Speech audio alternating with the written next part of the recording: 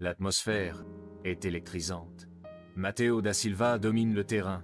Son talent éclatant sous les projecteurs, les supporters scandent son nom, une marée bruyante de passion et de fierté. Il a envoyé chaque muscle répondre avec précision. Il est invincible. Matteo, il accélère. Personne ne peut l'arrêter. Une ouverture. Il est temps. Mais un défenseur surgit.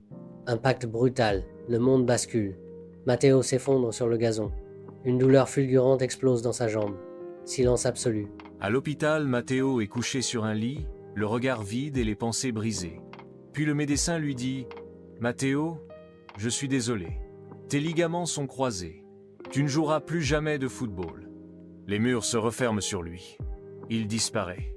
Il fuit. Les rues qu'il traverse sont vivantes, mais il n'en fait plus partie. Une mère crie, ses enfants pleurent. Les hommes en costume sont froids. Vous ne pouvez pas faire ça. Bienvenue dans le vrai monde, champion. Un ancien contact lui parle d'un congrès politico-américain à Dubaï. Là-bas, il pourra comprendre les rouages du pouvoir. Sur place, Matteo découvre l'opulence. Le pouvoir brut sous forme de gratte-ciel. Mais il n'est pas là comme un admirateur. Il est là pour apprendre. Dans une ruelle près du congrès, une femme élégante, impérieuse, Svetlana Volkov. Son regard est glacial, d'un bleu perçant qui transperce. Son accent russe claque dans l'air comme une lame aiguisée. Encore un autre idiot venu jouer aux révolutionnaires? Et toi? Encore une marionnette du système? Elle arque un sourcil, amusée par son audace, un rire sans chaleur. Elle décortique Matteo du regard. Son analyse est immédiate et clinique. Tu n'es pas un adversaire, juste un homme en colère, et la rage est une arme faible. Dans une conférence privée, Matteo tente de défendre ses idées. Svetlana l'anéantit verbalement. Elle attend qu'il se brise. Il ne se brise pas. Il n'a jamais été mis en échec de cette façon.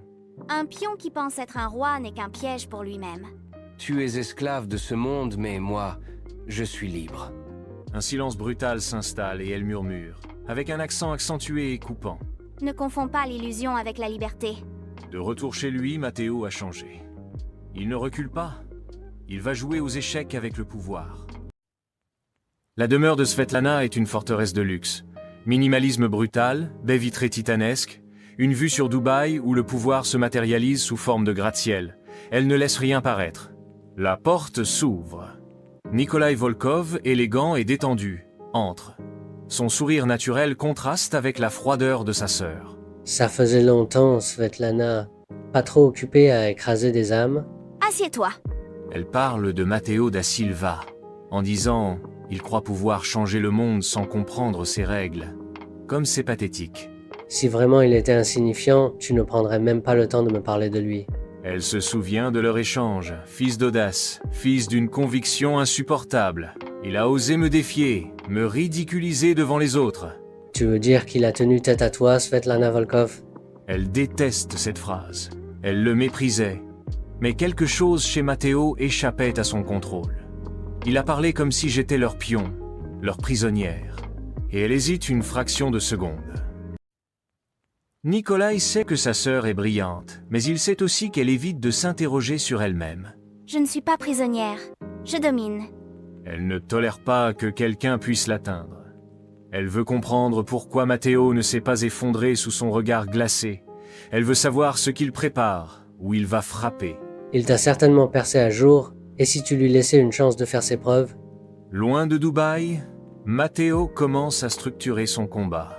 Il rencontre des jeunes activistes, des hackers, des journalistes engagés. Il ne veut plus être un simple idéaliste. Dans un petit bureau clandestin, il élabore une stratégie. Son premier objectif, dénoncer un scandale financier majeur. Alors qu'il travaille, il reçoit un email anonyme. Une femme veut le rencontrer. Il fronce les sourcils. Un danger? Une opportunité? Dans un café discret, il attend. Une femme élégante entre. Tu m'amuses, Brésilien. Elle parle de pouvoir, des règles du jeu. Tu veux te battre contre eux? Très bien. Mais connais-tu réellement tes ennemis? Il déteste son ton condescendant. Elle ne lui propose pas de l'aider. Elle veut tester sa vision. Certainement brésilien. Mais tôt ou tard, tu comprendras que seule la rage ne suffit pas. Pendant ce temps, Nikolai observe discrètement la scène. Il veut comprendre si Matteo est un simple fou ou quelque chose de plus grand. Avant de partir, Svetlana murmure à Matteo. Tu finiras par voir le monde comme je le vois, Brésilien. Il serre les poings. Jamais. Matteo sait qu'il va devoir la surveiller. Svetlana sait qu'elle va le tester. La partie ne fait que commencer.